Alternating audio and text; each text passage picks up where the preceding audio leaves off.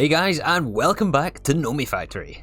So yeah, during the live stream we accumulated a few more chickens, lots more of these eggs, and we finally were able to clean up the old parts of the base, most of the old parts of the base, and got them converted all over to these high tier IV plus machines, some of which also have been added to processing arrays. As you can see here, we also removed our fusion reactors, and we also reduced the time to fill this power ball here to 400 years, down from a couple thousand. So yeah, because we have so many new machines and passive processes around the base, it did mean that we had to look into some power generation, which is what these Naquadah reactors here are for. So this is 20 Naquadah reactor Mark IIs. This thing will consume Naquadria bolts, which of course we can just fluid solidify and then extrude. They last for 600 seconds per bolt, and will give us 7,860,000,000 EU. Which is a very good deal, considering the fuel is free for these things. So yeah, we got some big plans for today. It's quite a lot I'd like to get done, but I think the first thing that we're going to do here is find a new home for these things. I think this may take me some time, honestly, because we have so many recipes in every one of these interfaces, but I really do want to get this cobblestone platform cleared. Alright, now that we got this area cleared over here, it's time to move on to our first project for today. I think this is maybe going to take us all episode as well. It's a big one. So basically the plan here is to passive all of the microminers. This is exactly the reason we set up all of these projectors. The microminer missions, as you guys already know, will let us trade these things for resources depending on which recipe we send. So to have these things go off automatically, it means that we have to automatically create the microminers themselves. And to do that, it means we have to passively craft every single one of these items here. And they get very nested. But this is exactly what we've been building up to the last few episodes with all of this infrastructure here. We're also now on a power surplus, so we should be able to freely add as many machines as we want. And yeah, I think this is going to be a good time. It's going to be a lot of clicks, a lot of filtering, but I'm ready. Are you ready? Let's do this. Alright, I think a sensible place to start here is the tier 1. Let's start with this basic microminer guidance system.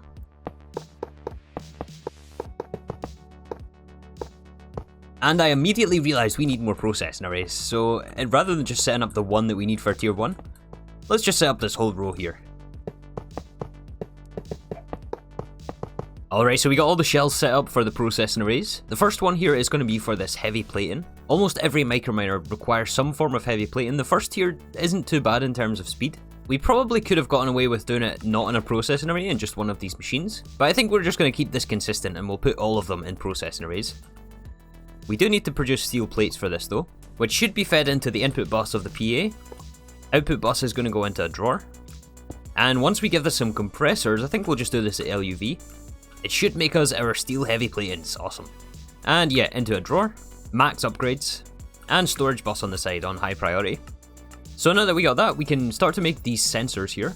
For this we'll need quartzite, and quartzite can only come from quartzite dust, which only comes from ore processing, which is something that we still have to move over from the old part of the base. But after we have the dust, we have to autoclave this in water. We can request quartzite from our AE system, if we actually have any. Maybe we don't even have any of this stuff. Oh, apparently we don't, it's always the gems or the ore. Okay then, well let's get this filtered through ore processing. Oh, and now that we got a creative tank, we can swap these out for distilled water, which washes the ores much faster than regular water. So that's a small little optimization we can have to this system. And once we start getting some quartzite dust, we should see it show up in this autoclave here. Perfect. We need to add water to our creative tanks, and that should show up in the fluid interface that we have here. And we're getting quartzite, awesome. We also have to produce brass rods. The steel plates we already added for heavy plating, and the circuits we already have on passive. So that means we can add all of the input ingredients into this interface here. Steel plates, brass rods, quartzite gems, and tier 1 circuits. Then we just set the sensor recipe in the crafter, and it will automatically create us LV sensors, which we can put in the drawer right here. And this allows us to make the guidance system, which actually is used quite a lot in the microminer recipes, not just the tier 1. So the next thing for the tier 1 is the field generator at LV. I think the only thing we don't have out of this is conductive iron wire. So we can add this into a spare wire mill over here. And that is insanely fast conductive iron wire. Look at that speed. And now we got the LV field generators being made. The tier 1 also requires more lasers, which is just nether quartz, redstone and glass. We can set the recipe in the crafter very easily for these ones. Aha, we need 2 conductive iron thrusters, which does require conduits. And if I'm not wrong, conduits, energy conduits specifically, are used all the way throughout the microminer tiers. So I think that means we have to passive all 9 of these energy conduits. Oh, this is going to be so many filters. Yeah, we need wire for each one. Lumium wire, N-steel wire, Enderium wire. They all take the previous tier as well, and they all take conduit binder, which is something else we have to automate here. Okay, so it's going to be 9 LUV assembly machines. Let's order 10. Let us passive conduit binder dust, which we also have to smelt, by the way. So how are we going to do this? Do we just add a single block electric furnace? The highest tier furnace we can get is only EV, and all of the lines over there for the single block machines are IV or above. So I think that we have to filter conduit binder into the interface slot here. But we don't want it just to be sent all into our drives, otherwise it has no way to stop it. So I might have a little solution here. What if we move this output bus into the middle, output this to a buffer chest instead? Then we can put 2 conveyors, one on each side. The conveyor on the right hand side is going to have a blacklist for conduit binder, and the one on the left can have a whitelist for conduit binder. That way the whitelist of conduit binder can be sent into the drawer, and the blacklist will just go back into an interface, and this will go back into our AE system, i.e. not everything that's not conduit binder, basically. And yeah, storage bus on the bottom of the drawer. That's not the bottom of the drawer, but you know what I mean. And this should automatically smelt as conduit binder composite. Yeah, you can see it blinking here, it's just so quick. We already have a full drawer even. And now for the 9 assembly machines for all of the conduits. That's 7, 8, and 9 can go here. Oh yeah, I did actually add more machine space up here when I was moving the interfaces down there. I get a little bit carried away with this game sometimes. I can't help myself.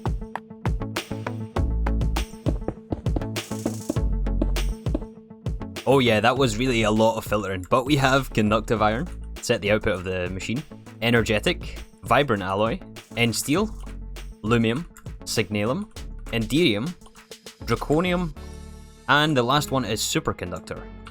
Look at that, that is glorious. Very tedious, but glorious. Yeah, it was a lot of wire recipes here as well. We may have to add some more wire mills. There's way too many eggs here still.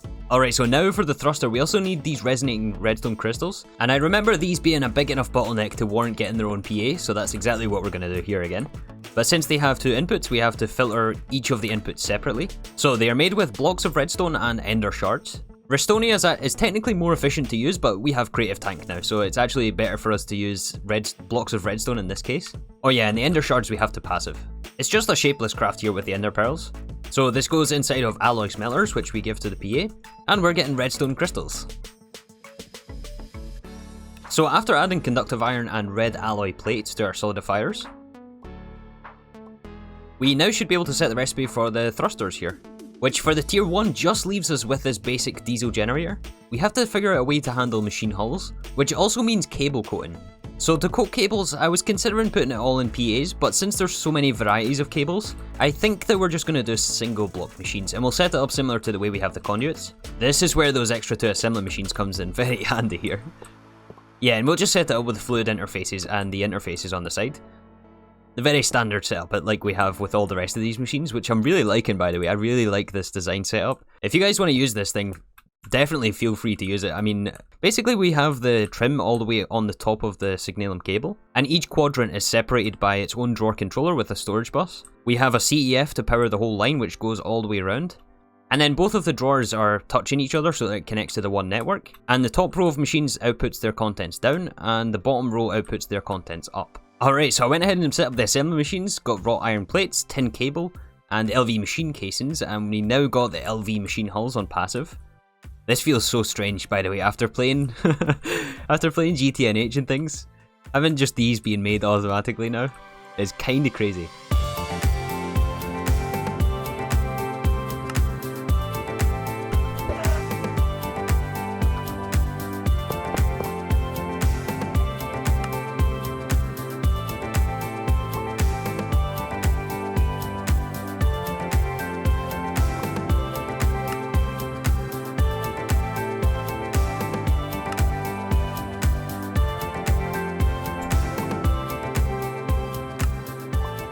I think we got everything for tier 1, so we need these lasers, the field generators, the guidance systems, the diesel generators, the thrusters, and I think that's it. We just add them all to the interface.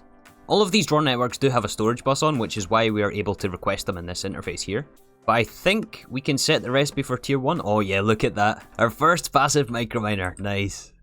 And this is fully passive as well. This costs us only power actually to process all the recipes.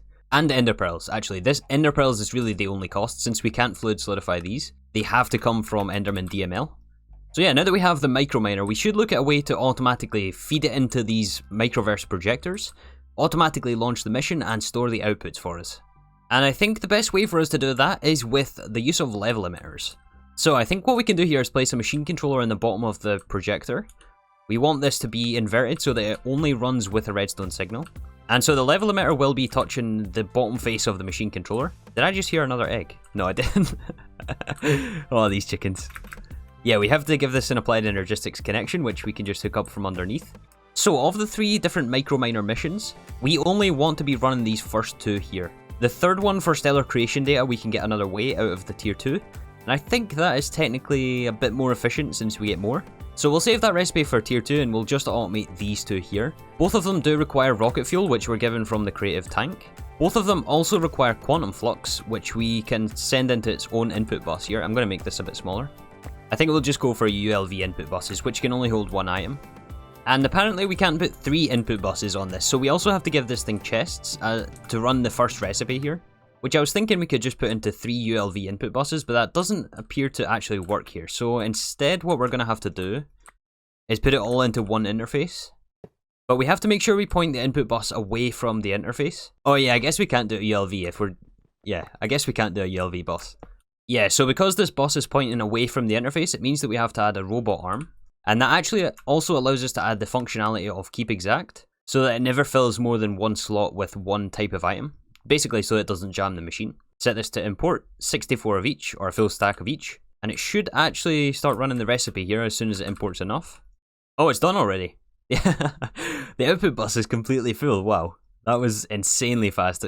So fast, in fact, that we missed it. So we need to store these outputs. I think for that, we're going to have a drawer network on site. Eventually, we'll send so many of these things that we'll just void like 90% of these outputs. So I want to be able to put void upgrades on these drawers. So out of every single one of these ores here, the only one we're actually interested in is dilithium. So we'll max upgrade this drawer. Actually, we'll leave space for a void upgrade. And the rest we want to put void upgrades on. We don't need any of these things. I mean, we might as well just max upgrade the drawers anyway, just in case. But from what I can tell, since we have Creative Tank, there's no need for us to buffer any of this redstone or rutile. The dilithium is actually used to send the next tiers of microminer, so we actually need quite a bit of this stuff. And so because of that, we're going to filter this level emitter to say whenever we're below 5,000 dilithium ore. Actually, no, that's going to infinitely send that tier 1 mission, right? Because we are immediately processing the dilithium ore. Yeah, over here it immediately gets turned into crystals. So maybe we filter the level emitter based on our crystal amount, and that means it has a hard cap to stop at. Yeah, we'll go a bit lower on the crystals though, since it will buffer quite a bit of ore before it gets to process this many crystals. I mean, you saw the speed of this thing. It's going to produce ore so fast, and it's going to waste resources by the time it takes our machines to craft the dilithium crystals. I hope that made sense at least. And yeah, we want to do this the same again on this one, except for the other mission this time. But the other mission does require gemstone sensors, which we're also going to have to passive here. Now this is getting into IV stuff, but I mean, it doesn't actually look too much more of a step up, it's just more machine filtering. So I hooked up a storage bus to the system over there with the microminers. We need to remember to take most of this ore out of ore processing. Not quartzite though. Since we don't want to jam this system up, we really only are interested in processing a few of these ores, rutile not being one of these things. This was used for titanium before. Same with salt, we don't need salt. Yeah, it was used for titanium before, but we can just fluid solidify that now. So a bunch of filtering later, we got the EV sensor, which allows us to craft the optical sensor. And after adding osmium rods and tungsten steel plates, we can make the IV sensor now.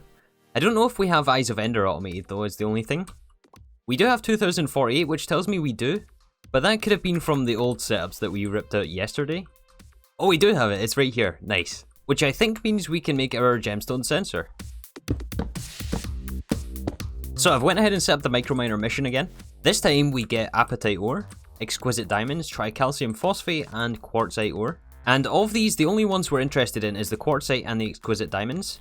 The tricalcium and the apatite we just want to void here. And in fact, eventually I think we're going to end up voiding exquisite diamonds.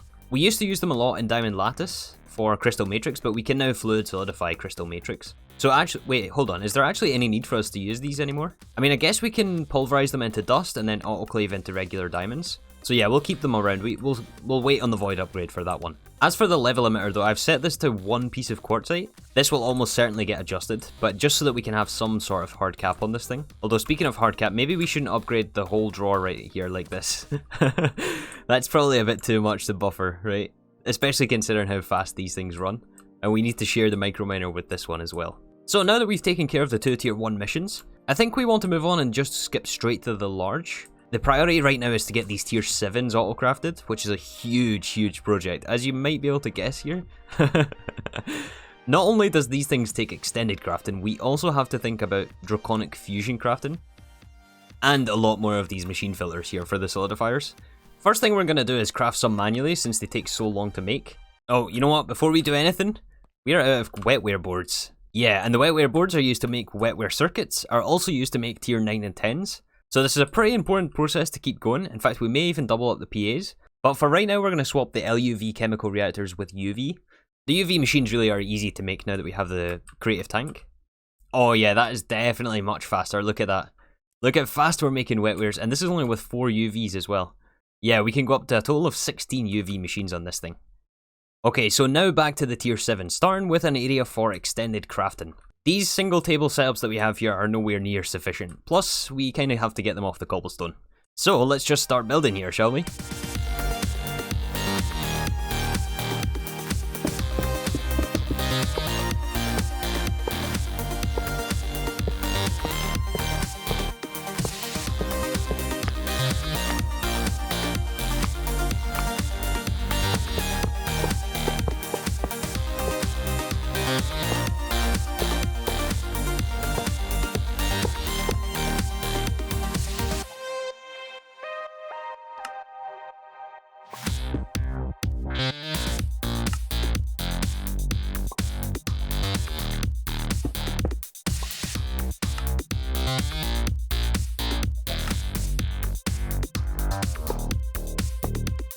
Alright, so we got an extended crafting area underneath all the other crafting areas, I guess.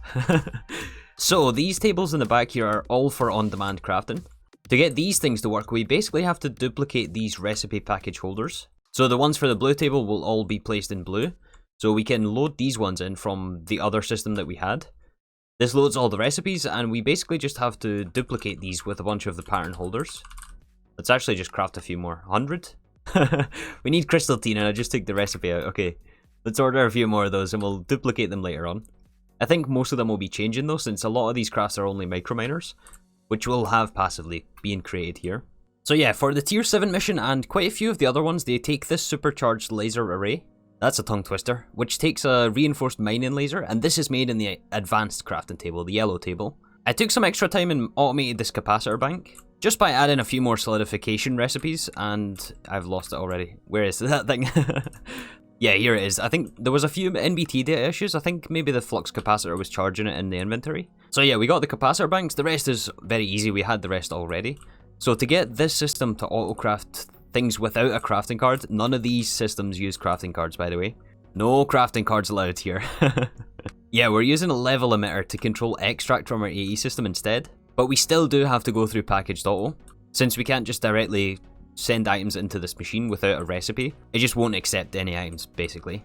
This was here from testing. So yeah, we want this to craft this mining laser up to a certain point. So to do that, we input all of the input ingredients into this interface, which pulls from our AE system. That is going to be active with a signal. But because these reinforced mining arrays are automatically sent up to a chemical reactor, which is here, I believe. Yeah, it's here. We have it going back to our AE system, but that's not what we want anymore since they're passive. We'll send them up to their own buffer drawer. Hey, another chicken. Yeah, because we're not buffering the original crafted item that's here, we want to level it based on the one after the chemical reaction step, which is going to be the supercharged laser array. And when we have less than 64 of these things, that's going to emit a signal. This is going to be extract on brown, and it's got a limited item filter for 1 recipe worth inside this packager. And this packager also has the recipe holder for the laser array, so it knows which item to package up. And then that is automatically sent back to our AE system, so we should see a bunch of packages back here. Yeah, recipe packages, these. Think of these as like almost like a shulker box, I don't know. It's 1 item which represents all of these things. So we have to somehow send that into these tables here. So to do that, we can use another interface. here, I guess we'll do. No, we'll move it up a block. We'll put it here instead. We don't need this connection. Then we can just item conduit from the interface, extract brown into the unpackager this time. And we want to request this recipe package from our AE system. Oh yeah, we have to remember to plug this interface in right here. We have to give this a connection. Now we should see the lasers. Yeah, there we go. See, it's crafting the lasers. It's going to immediately put it back in our AE system. And since this drawer was locked up here, I think we're going to have to take it from the machine. Yeah, we're making the lasers. We're making the supercharged lasers. We have to set the drawer. And that's basically it. We can copy the same setup for the tier 7 and 8. The only difference with these things is we'll need 2 packagers to handle this since it's a 9x9 craft. We also don't need this drawer here since we're storing them up there. We can replace with a storage monitor just so that we know what we're crafting here. Alright, so that is 1 item down out of the tier 7 microminer mission. As you can see, these are also used in tier 5s, 6s, 7s, 8s, and... oh, it's not used in the 9s, just the 7 and 8s. Yeah, so for the 7s, we also need fusion crafting, which we did start on stream. This is basically just a mock-up build. I don't know if it's going to stay like this. But I think fusion will save for next episode. I think today I would like to get the other part of this done, which is assembly lines. We have to passively craft assembly line recipes. And there is quite a few of them to passive as well. We're not going to be using these ones here, since these will save for on-demand crafting. I think we're going to build completely new ones on these chunks here. And that way it keeps our base oh yeah, check out this. This looks super awesome from the map view. As long as we get rid of the cobblestone. But yeah, assuming we have more wetware boards, which it looks like we have, we're starting to build these up again. Let's just start with a few more assembly line additions along here. So I ordered 10, that is unsurprisingly taking its sweet time, so... in the meantime, we're going to passive the next tier of heavy plating for the tier 8s. This is the crystal matrix heavy plating, which we just fluid solidify the plates. This has to be at least ZPM, well, I think we'll start off with 8 of these compressors. Oh yeah, this is slow. This definitely needs to be in a processing array. Hey, at least we get the process started early, right? Let's max upgrade the drawer. And storage bus on the back. The tier 7 and 8s, even though we are going to passive them, I have been manually just sending a few of these missions. Yeah, we're just missing these crystal plates here. Just because we need so many hundreds of these things sent, it's better to get them going early, even before we have them passive. Yeah, so we're just waiting on 1 or 2 more, but I think we use this time productively, and I'm going to copy out over all of the patterns into all of these tables here so that they can all craft in parallel. 1 identical package holder goes in the unpackager and 1 goes in a packager over here. No doubt some of these will have to be adjusted at some point when we start having more recipes. But yeah, it's better to use them since they're already sitting here anyway.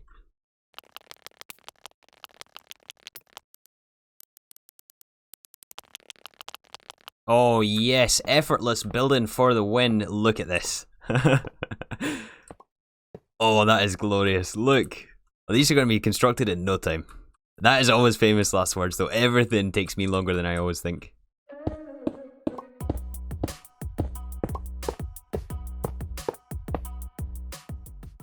Oh yeah, this is starting to take shape. I'm liking this quite a bit. So it's been around an hour for me.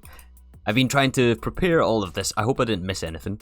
But yeah, this is 11.5 assembly lines. I didn't finish the last one here, but there's no way we can saturate all of these right now. Eventually we'll probably have double this amount, so 24 like stacked on top of each other, plus another 12 on this side here.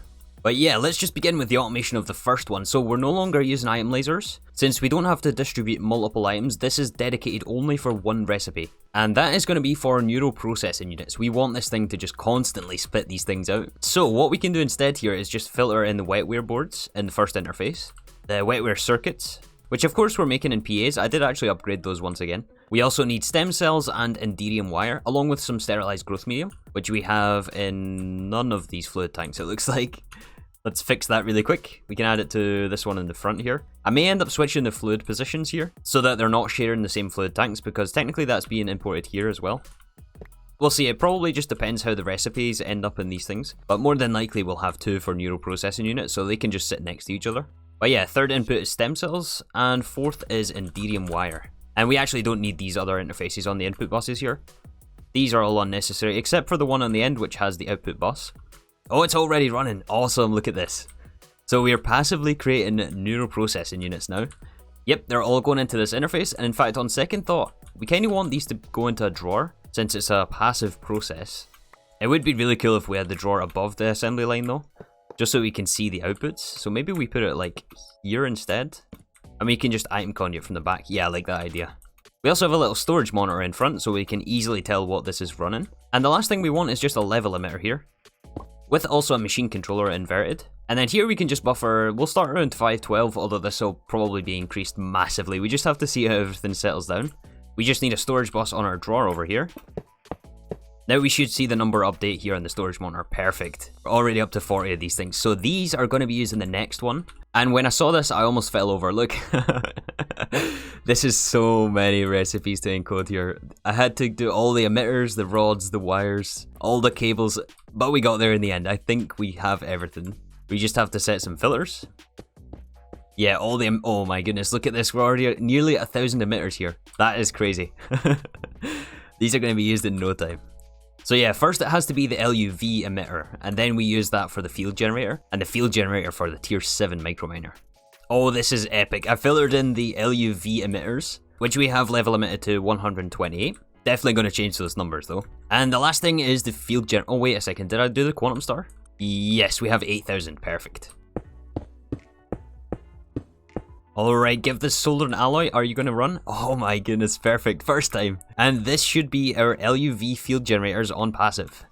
Extremely expensive item right here to passive, but we did it, we did it. And we have some space for some more. I think we're going to double up most of these assembly lines. Maybe even quadruple them as well for things like the neural processing units. But honestly, the thing I'm concerned the most about is actually our circuit counts. So right now we're at 27,000 tier 4s. Which sounds like a lot, but there's so many things that use the tier 4, all of the EV components, and especially things like the sensor. These are used everywhere in the microminers. So I feel like we're going to have to switch circuit production to PAs. Oh, almost forgot about the storage bus on this one. Oh, you know what? With all the upgrades we've been making, how is our power situation? Oh, we're still at 450 years. Yeah, that 450 years to fill this ball. So yeah, I think with the field generator, we still have to do warp engines for tier 7. We still have to do the fusion crafting, but we're making some slow and steady progress here. Oh my goodness, look at all the machines. I love it. I don't love all the filtering or all these eggs. Look at this. Look at the state of this. Anyways, this is where we're going to wrap up this episode. Thank you so much for watching, and I'll see you all soon for some more at Nomifactory.